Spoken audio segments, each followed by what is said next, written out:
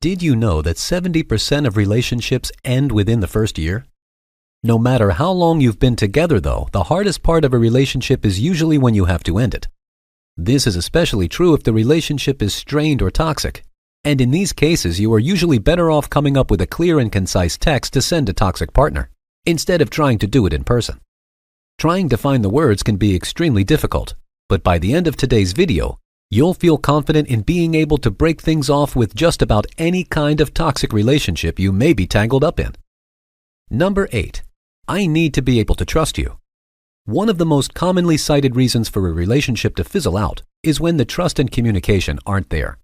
When one or both members of the relationship aren't willing to lay their cards on the table and be truthful with one another, it's nearly impossible to come to an understanding.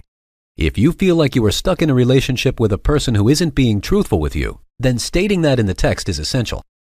Something along the lines of, "This isn't working because you won't tell me the truth," or "I need a partner that I can trust to tell me how they're feeling," is a great way to get your point across without making it seem like you are attacking them. Since the person in this situation struggles to tell the truth, you may not get the answer you were looking for here, and they may attempt to deflect, but you're doing all you can by being honest. Number 7. You didn't respect my personal space. In relationships, too much of anything can become tiring really fast. It can be pretty difficult to express sometimes, but space and time apart from one another is actually a good thing and can strengthen your relationship in a big way. If you have tried to get space from your partner but they continue to follow you around, or worse, became possessive, then there are some ways you can go about addressing that. Texting your partner something like, "You didn't respect my boundaries and that was important to me," will make it clear that this was a big deal, and it is enough to break things off. In situations like this, the other person may try to gaslight you into believing you are overreacting. But a person refusing to listen to you and prioritizing their own desires over your own is definitely a red flag, and one you don't have to tolerate.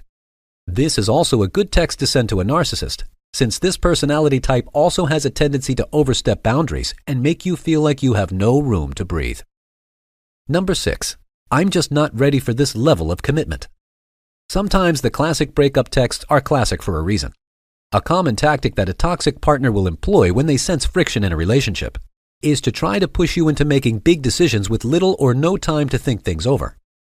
If you are in a relationship with someone who wants to push a serious step, such as moving in together or getting engaged, you may have to try this line.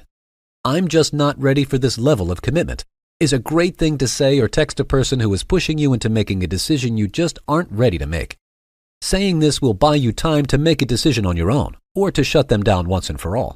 Toxic relationships can quickly become stressful when you give in to their constant need for escalation, and this is something that thrill-seeking partners will often do to keep the relationship alive. This tactic almost never works though, and it usually just makes the eventual breakup messier than it ever had to be. Don't fall for a pushy partner who tries to weigh you down with more and more serious ties.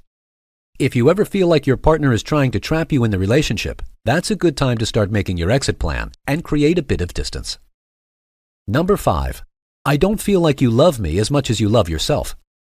Even though the majority of us are trying to date in order to find a lifelong partner, there are also quite a few out there who only want a partner to further their own selfish ambitions or needs.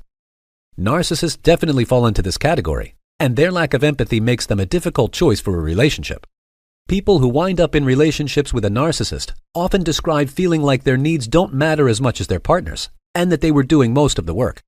This is usually how the balance goes too, so telling them something like, "I don't feel like you love me as much as you love yourself," can accurately get your point across. Because you are describing your feelings, there really isn't anything that the other person can say to discredit you, and that is going to make it easier to break things off. Narcissists usually look for people with low self-esteem, or people who are willing to care for others and their wants more than even themselves. If you feel like you fit the bill in that description, you should make sure that you are not letting them derail you from making your points, and that you are firm in your words. By the way, make sure to subscribe if you've learned something new today. Number 4. I need to have more than just a fun time. We all have our own unique expectations when it comes to a relationship, and that's perfectly all right. Expectations, if expressed to the other person, can give structure and shape to your relationship and help the other person know what you are looking for. If you are dealing with a partner who can't seem to get that, however, you may just not be all that compatible with one another. If you are growing frustrated that the other person isn't looking for the same thing, or that they aren't taking your relationship seriously enough, telling them that can go a long way.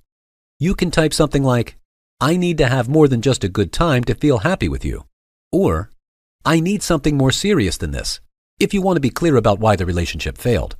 While the other person may not be pleased, it may also just be a good way to open the door to a more adult conversation and could help to give both of you some closure. Number 3, you haven't been there for me. Life can be hectic, and it can be easy to let things fall apart a little while you focus on more pressing matters. This is an extremely common way that relationships end, and it can be hard to not feel like there was a lot of wasted potential when it does. It can be easy to play the blame game when breaking things off with a partner who has let your relationship slip down their list of priorities, but this isn't in your best interests. This person wasn't there for you, and as much as it can feel good to lash out at someone who didn't respect your feelings, it ultimately isn't going to change things. Leaving things with a "you haven't been there for me" or "I want to be with someone willing to put in more effort" is a good way to make it clear how hard things have been and to begin moving on. Number 2, you can't put that kind of responsibility on me. One of the most toxic relationships that a person can find themselves in is one where the person makes their mental well-being your responsibility.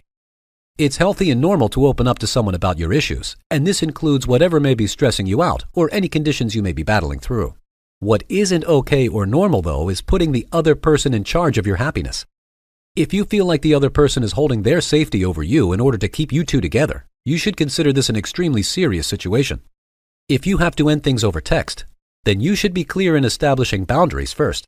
Let them know that they can't make their own life your responsibility and that you can't be the one to save them.